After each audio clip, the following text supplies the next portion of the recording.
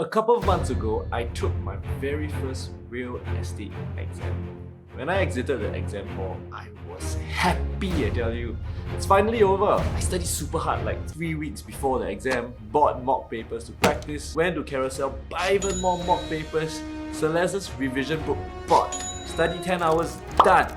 And I was confident, like I knew my concepts, I was gonna pass that paper. Long story short, I kind of failed the exam. I thought I could pass, so I appealed. And yeah, it's a waste of money. Money fly away. Nothing happened, nothing changed. And by making this video, I hope that I can guide you, my fellow lost souls, on how do you study and pass this exam, and avoid the agony that I face. And if you have faced this agony, I hope that you can avoid this agony forever in your life again. But the most annoying part about this exam? It's not just about the money. It's more than that. But it's the fact that when you fail, they do not tell you what score you got. Like, is it because I scored, they say officially it's 60 points to pass. Did I score 50 points and therefore I failed? Or was it like a bell curve where I score 80, but everyone scored 100 and therefore I'm failed? Is it because of the bell curve? It just makes you go crazy. Moreover, you need to wait very long. You need to wait 3 months for the next exam to appear. When you try to apply, within 2 minutes, all the seats are gone. And if you take the exam, assuming you did well, you feel that you did well, they take 7 weeks to tell you. So during the 7 weeks, you have the time to kind of go crazy over whether you did well or didn't do well. Are you ready to go and start, taking up lessons to prepare to become an actual real estate agent, only to realize, oh man, you failed again. So for those of you that struggled to pass the previous time around, I just want to tell you that if you're truly passionate, you feel that this line is for you, it's your calling, keep trying, switch up your studying routines, and when you pass, it's going to be like the best feeling ever. That's how it feels. And for those of you who are thinking, whether should you take the exam in the first place? Well, you don't need to take the certification, but the classes and the notes were super helpful for the layman who's trying to be like a better property investor. Like for me, I know my rights as a buyer. I know how to better tell ethical versus unethical agents. I can better protect myself as a landlord or a tenant. So it's really nice you learn about the rules and regulations that's not commonly covered in like investing books that you read out there. I might go into more details talking about reviewing this experience if there's enough people commenting below and asking me to make a review about the exam. Anyways, when I try to research like high quality exam preparation tips or studying tips to pass the exam, I did not get very specific information online. So I had to ask a lot of my friends who became agents, as well as friends of friends. I attend a lot of those introductory sessions and ask them for tips like, hey, what were some of the studying techniques? How did you pass the first time around? So this video is a compilation of all those experiences and knowledge that I've gathered from all these agents, as well as some of my own reflections on how I could have done the exam better. And once I started to switch up my studying technique, I passed the second time around. Bear in mind that I actually run a company full-time. So I work like 10 to about 12 hours on some days, working on that company behind. And I was only studying on the side. So I think it was 1 week before the exam that I kind of took leave and just 100% studying 10-hour days. But before that, I was only studying like 2-3 hours, maybe even less, right? Every single night. And with that, I was able to pass after 2 cycles. So if I can do it, so can you. Now it's time to get serious and talk about how do we actually pass the exam, like the game plan, So let's play on some jazz music and get started. So before we dive deep into pro tips on how do you study for both papers, let's talk about the exam structure so that you can study better. So the exam is split into 2 different parts. Paper 1 is a lot about laws, statutes, acts, contract law, as well as master plan. And paper 2 is a lot of the grants, the penalties, like marketing, property knowledge, like your rules and regulations for HDB versus private properties, ECs for example. Let's talk about the key differences between each paper and therefore kind of understand like, hey, which paper is actually harder, right? Because this is the real question a lot of people ask. And here's, in my own experience, what I noticed. For paper 1, it's very English dominant because you see, when it comes to law, you kind of need to understand what the person is trying to tell you, and then from there, understand the logic, rationalize, and then interpret and give like the best answer based on what you understand. Whereas paper 2 is very memory dependent. Like if I ask you, hey, if I earn $10,000, how much grant can I get? So that is very hard to misinterpret. You can't read it wrong, right? So if you have poor command of English, you're going to struggle a little bit or with paper 1. If you don't understand business contracts, how this kind of gray area kind of thinking works, then paper 1 will be harder. Paper 2 is very memory heavy. So if you have difficulty remembering a huge stack of notes, paper 2 will be a bit harder. And this has several implications, especially when you're taking like mock papers, because what I've noticed is that when I was trying to do mock papers for paper 1, there is a big variance, meaning to say that some papers I do very poorly, some papers I do super well. And this is because different instructors' English is very different, and therefore when you practice like mock papers and try to take the exam, it would probably be quite different from what you practice. But if you understand the main idea, you should be able to intelligently guess the answer. Then now let's talk about the passing requirements. Officially it states that you just need 60 points to pass, but what I realized is that it's probably higher, because I did like I think 5 or 6 mock papers before the exam, and for paper 1 I was averaging, in fact for the first time I tried, right, paper 1 and 2, I was averaging between 60 to 80 points. So if the exam was easy, I knew I'd probably score like mid 70s to 80. If the exam was hard, like the mock paper was hard, I would score like 60, maybe even fail, right? So when I took the exam the first time around, paper 1 was hard, so I was like, if I fail, kind of expected it. Paper 2 was easy, so then I knew, like from my own understanding, that I would be scoring in the 70s, and yet I failed the first time around. So afterwards I started to review online discussions and ask people like what was their score during their mock paper exams, and a lot of them were telling me they were scoring in the 80s, and then they passed the final exam. So that was one of my mistakes when I first got started, that I was just striving to average about 70, just a 10% buffer, right, for the exams, and therefore I failed the exam. Just to give you context, for the second exam, I only increased my average about 10 points, so I was scoring between 70 to 90.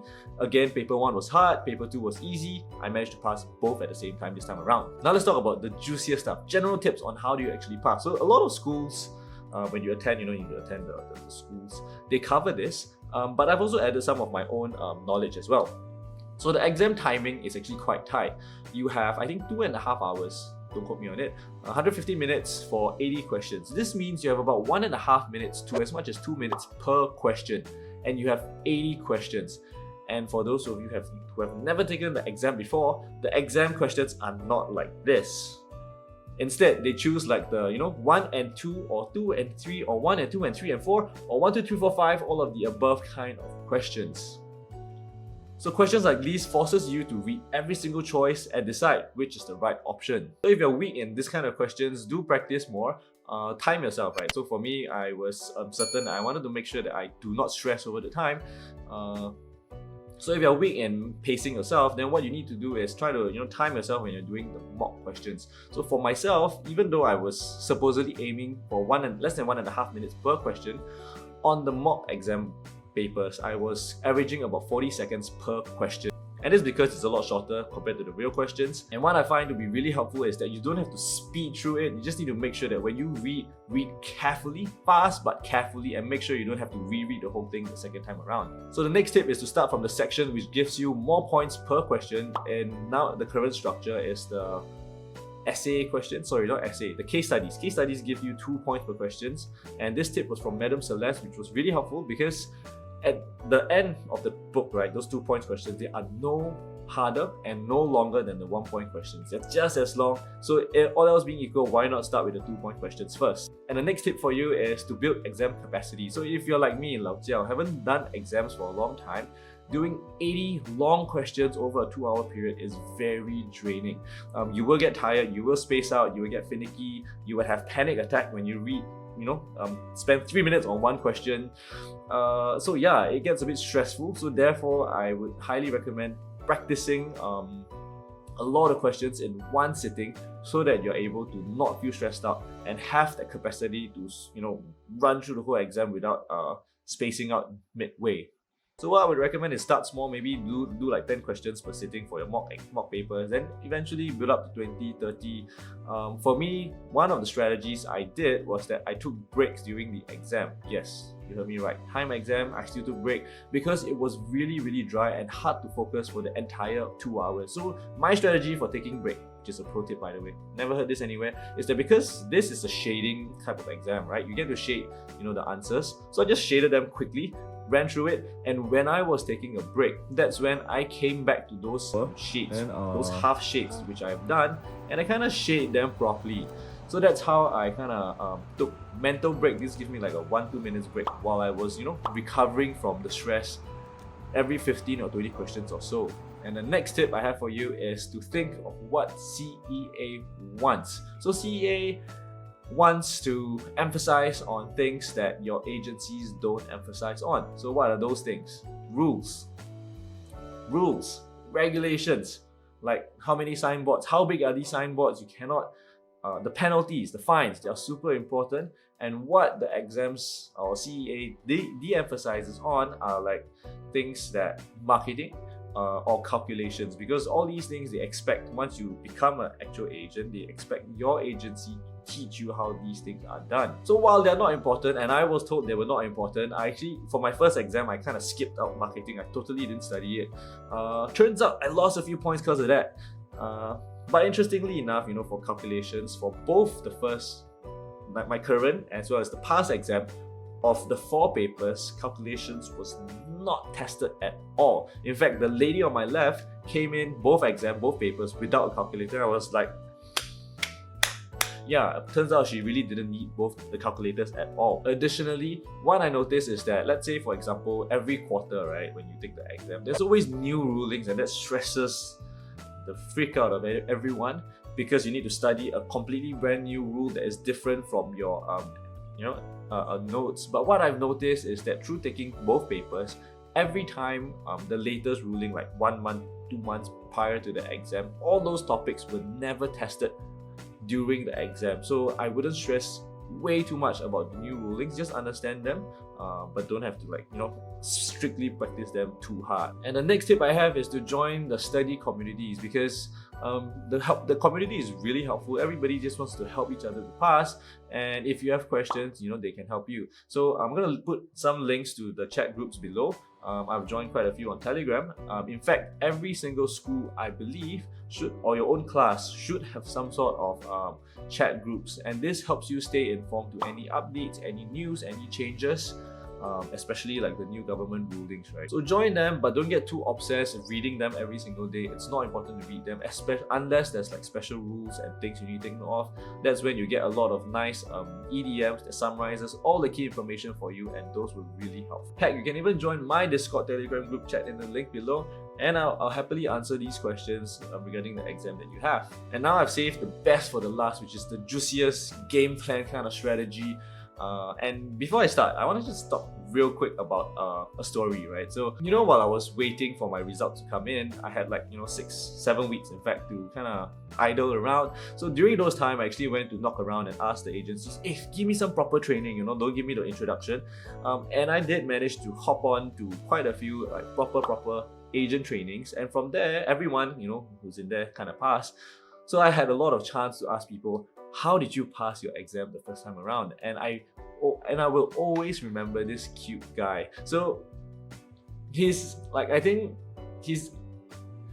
he just turned 20, really young, soft-spoken guy, and he's by no means, no offense, like the brightest Harvard kind of guy. He doesn't oomph of intelligence. In fact, I was attending a calculations class with him, and half the time I was asking him, bro, do you know what's going on? He was like, nope, I have no idea. And he passed the first time around, and I asked him, bro, what was your strategy, to pass the first time around? And he told me, well, I did not buy any exam notes because they were expensive. Revision notes, didn't attend any. But what he did was that he read, the full stack of notes cover to cover 3 times. And those practice questions that the school gave him, he just practiced those and he passed the first time around. Boom, mind blown, like that also can pass. So what I realized is that if you know where to emphasize to get the most amount of points, you would score a lot better. So I'm gonna try to break down, let's say out of 100% of the paper, roughly where are the percentage points given, what would be a good game plan. If you have more experience, please leave them down in the comment section below, and if you're taking an exam, do read the comment section down below for more pro tips, because there are a lot of people that have taken the exam 8 times, so they do know of the exam format and structure way better than I do. But here's my game plan, which worked for me. So for me, to get 50% of the questions correct, what I needed was like a broad summary, effective summary of all the concepts that were covered in class. So I bought some from Carousel, the mind maps, which I felt were useful, but not really the game-changing kind of summary that I needed. So yeah, do feel free to check Carousel if you want these mind maps. But what I found really helpful was Madam Celeste's revision class. So for her, because I studied under her, I understand her teaching style, what are the things to look out for. Her revision classes were super useful. So what made it really helpful was that she ran through topics that were really important, different concepts, key concepts that were likely tested during the previous exam, and she gave like mock tests that were super important. Because if you bought her mock exam book, you would know that there is like 1,000 questions in there, but you don't really need 300 questions each chapter to test your understanding. In fact, during her revision course, she handpicked like 10 different questions testing different parts of that same topic to really test your general understanding of the exam. So if you want to score like this 50% base, you want to get like good quality notes that helps you summarize and revise the broad concept. So for me, Madam Celeste's revision was the go-to, which really helped me solidify in a very short amount of time.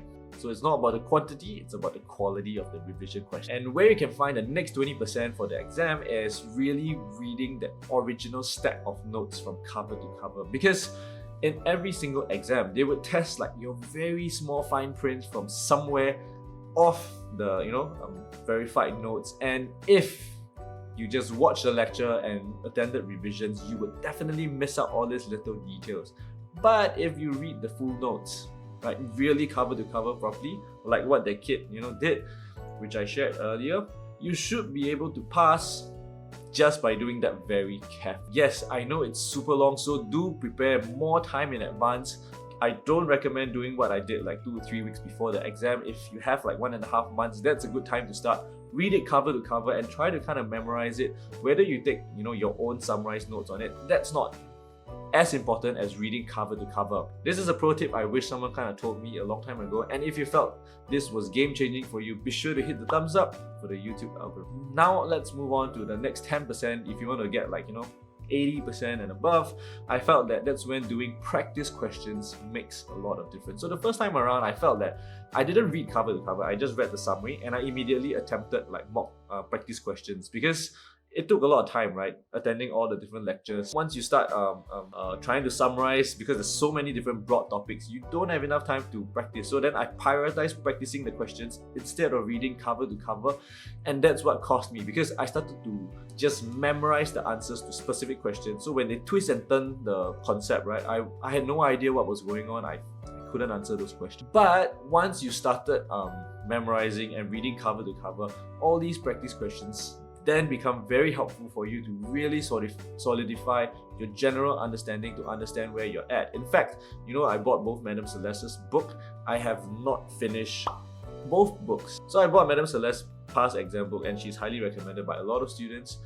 I actually did not finish both her mock exam books. I didn't even finish half. I was only at the 20th percentile mark. So I did like 10 questions or 20-30 questions from each chapter, and that's about as far as I got out of the 300 questions in each chapter that she gave. So apart from Madam Celeste's questions, in the group chats, if you ask in the group chats, a lot of people will willingly share free exam notes that they got from other people, friends of friends or seniors. And in fact, there are some online portals that you can use to get questions, and some of us kind of shared our account to kind of get access to these platforms to answer those questions. They were helpful, but definitely do not skimp out on reading the notes cover to cover, because if you don't have a strong base, you won't be effective in the exam. And now the last 10%, like if you want to score 100 marks, which is practically impossible by the way, because every exam they will test you a very messed up question from somewhere, somehow in Singapore that you would never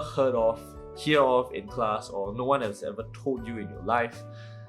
But those answers can definitely be found on the government website. So the whole point is that CEA wants to train their agents to be good hunters and independent readers, to stay abreast to the latest news.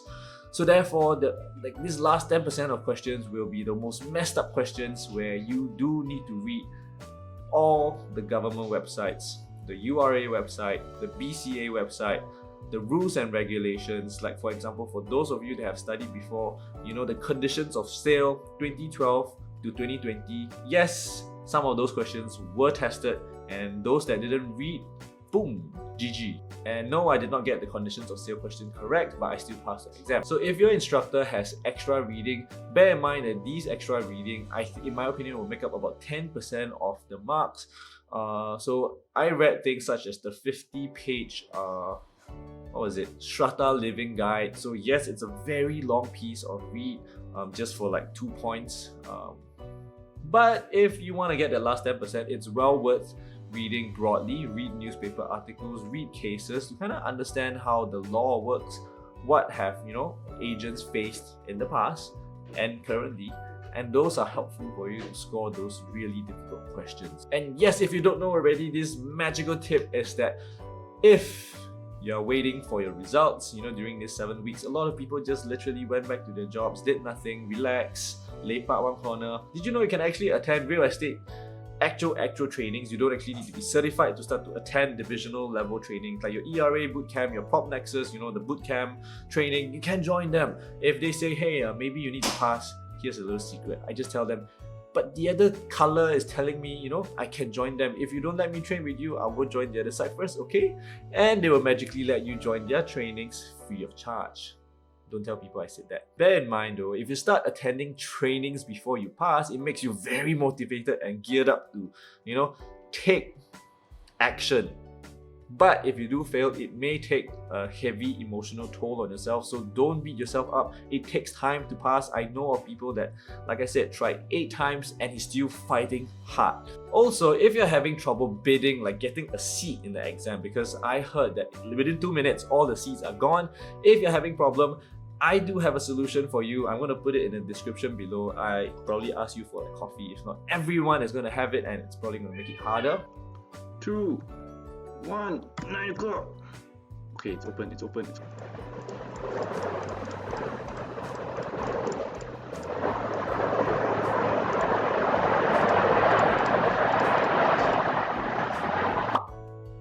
Well, I've created like a small cheat sheet. I'm gonna put it in the links below. I'm gonna like paywall it so that, I don't know, buy me coffee, right? Then I give you like, because I screen recorded the process of myself trying to sign up, and it takes me 40 seconds to sign up for the real estate exam.